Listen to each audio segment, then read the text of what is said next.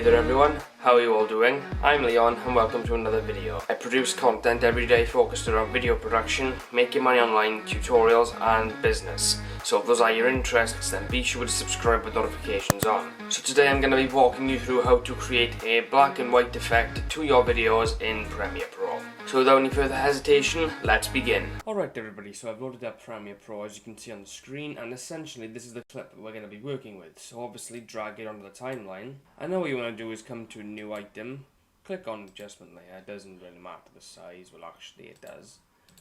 And what you want to do is just drag the adjustment layer on top of our footage, and basically just come over to the illuminatory color panel and essentially come over to the saturation, drag that down to 0, do the same thing here, so again, even though it basically makes no impact after you've done it a lot of times, but yeah, that's essentially it. Alright everybody, so that's it for how to create a black and white effect to your videos in Premiere Pro. If this video was of value to you, then be sure to subscribe with notifications on for more content. Give the video a thumbs up and share it to help it rank in search results to help the channel grow. And leave your questions or feedback down below, or leave me a message at leonofficial_17. Thank you all for watching, and I'll see you in another video. Take care everybody.